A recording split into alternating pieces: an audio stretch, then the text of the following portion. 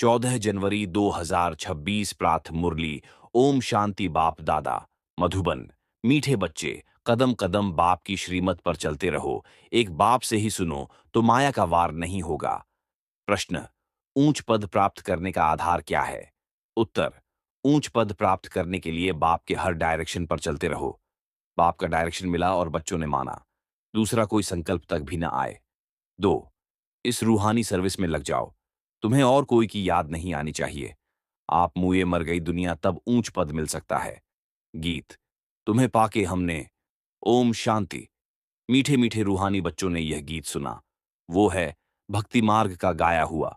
इस समय बाप इसका रहस्य समझाते हैं। बच्चे भी समझते हैं।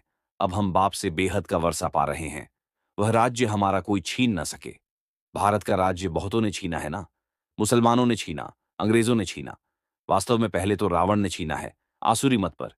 ये जो बंदरों का चित्र बनाते हैं, hear no evil, see no evil, इनका भी कोई रहस्य होगा ना।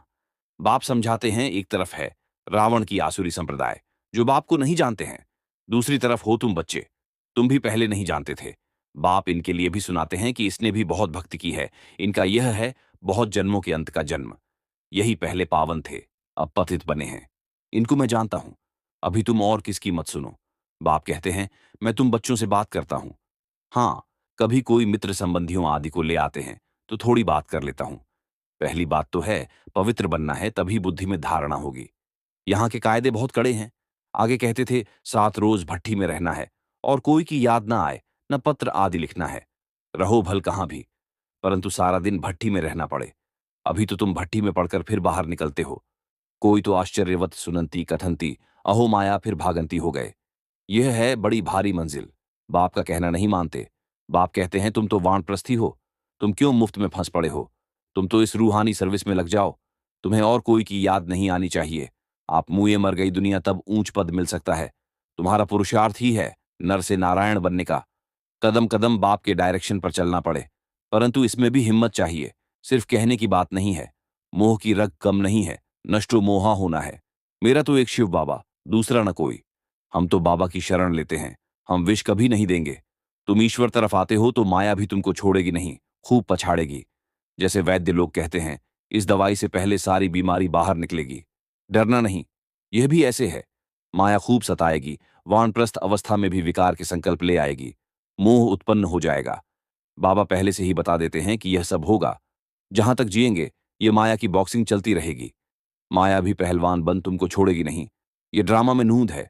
मैं थोड़े ही माया को कहूंगा कि विकल्प न लाओ। बहुत लिखते हैं बाबा कृपा करो। मैं थोड़े ही किस पर कृपा करूंगा। यहां तो तुमको श्रीमत पर चलना है। कृपा करूं फिर तो सब महाराजा बन जाएं। ड्रामा में भी है नहीं। सब धर्म वाले आते हैं। जो और धर्म में ट्रांसफर हो गए होंगे वह निकल आएंगे। ये सैपलिंग लगता है, इसमें बड़ी मेहनत है। नए जो आते हैं तो सिर्फ कहना है बाप को याद करो। शिव भगवान उवाच, श्री कृष्ण तो 84 जन्मों में आते हैं।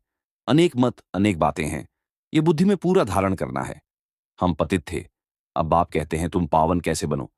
कल्प पहले भी कहा था, माँ में कम याद करो। अपने को आत्मा समझ देह के सब धर्म छोड़ जीते जी मरो। मुझे एक बाप को ही याद करो। मैं सर्व की सदगति करने आया हूं। भारतवासी ही ऊंच बनते हैं, फिर 84 जन्म ले नीचे उतरते हैं। बोलो, तुम भारतवासी ही इन देवी देवताओं की पूजा करते हो। ये कौन है? ये स्वर्ग के मालिक थे ना। अभी कहाँ हैं? 84 जन्म कौन लेते हैं? सतयुग में तो यही देवी देवता थे। अभी फिर इस महाभारत लड़ाई द्वारा सबका विनाश होना है। अभी सब पतित तमो प्रधान हैं। मैं भी इनके बहुत जन्मों के अंत में ही आकर प्रवेश करता हूं। ये पूरा भक्त था, नारायण की पूजा करता था। इनमें ही प्रवेश कर फिर इनको नारायण बनाता हूं। अब तुमको भी पुरुषार्थ करना है। ये डीटी राजधानी स्थापना हो रही है। माला बनती है ना, ऊपर में है निराकार फूल, फिर मेरू युगल। शिव बाबा के नीचे एकदम ये खड़े हैं, जगत पिता ब्रह्मा और जगत अम्बा सरस्वती। अभी तुम इस पुरुषार्थ से विष्णुपुरी के मालिक बनते हो। प्रजा भी तो कहती है ना, भारत हमारा है। तुम भी समझते हो हम विश्व के मालिक हैं। हम राजाई करेंगे और कोई धर्म होगा ही नहीं। ऐसे नहीं कहेंगे यह हमारी राजाई है और कोई राजाई है नहीं। यहां बहुत हैं तो हमारा तुम्हारा चलता है। वहां यह बातें ही नहीं। तो अब बाप समझाते हैं, बच्चे, और सब बातें छोड़ माँ में कम याद करो तो विकर्म विनाश होंगे। ऐसे नहीं कोई सामने बैठ निष्ठा योग कराए, दृष्टि दे। बाप तो कहते हैं चलते फिरते बाप को याद करना है। अपना चार्ट रखो। सारे दिन में कितना याद किया?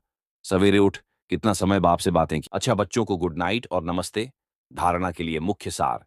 एक, माया पहलवान बन सामने आएगी, उससे डरना नहीं है। माया जीत बनना है। कदम कदम श्रीमत पर चल, अपने ऊपर आपे ही कृपा करनी है। दो, बाप को अपना सच्चा सच्चा पोता मेल बताना है। ट्रस्टी होकर रहना है। चलते फिरते याद का अभ्यास करना है। वरदान, रूहे गुलाब बन दूर दूर तक रूहानी खुशबू फैलाने वाले, रूहानी सेवाधारी भव। रूहानी रूहे गुलाब अपनी रूहानी वृत्ति द्वारा रूहानियत की खुशबू दूर दूर तक फैलाते हैं। उनकी दृष्टि में सदा सुप्रीम रूह समाया हुआ रहता है। वे सदा रूह को देखते, रूह से बोलते, मैं रूह हूं, सदा सुप्रीम रूह की छत्र छाया में चल रहा हूं। मुझ रूह का कराव नहार सुप्रीम रूह है। ऐसे हर सेकंड हुजूर को हाजिर अनुभव करने वाले सदा रूहानी खुशबू में अविनाशी और एकरस रहते हैं। यही है रूहानी सेवाधारी की नंबर वन विशेषता। स्लोगन, निर्विघ्न बन सेवा में आगे नंबर लेना, अर्थात नंबर वन भाग्यशाली बनना। अव्यक्त इशारे, इस अव्यक्ति मास में बंधन मुक्त रह जीवन मुक्त स्थिति का अनुभव करो। ब्राह्मण जीवन में देह का बंधन, संबंध का बंधन, साधनों का बंधन, सब खत्म हो गया ना। कोई बंधन नहीं। बंधन अपने वश में करता है और संबंध स्नेह का सहयोग देता है। तो देह के संबंधियों का देह के नाते से संबंध नहीं, लेकिन आत्मिक संबंध है। ऐसे ब्राह्मण अर्थात जीवन मुक्त। अच्छा, ओम शांति।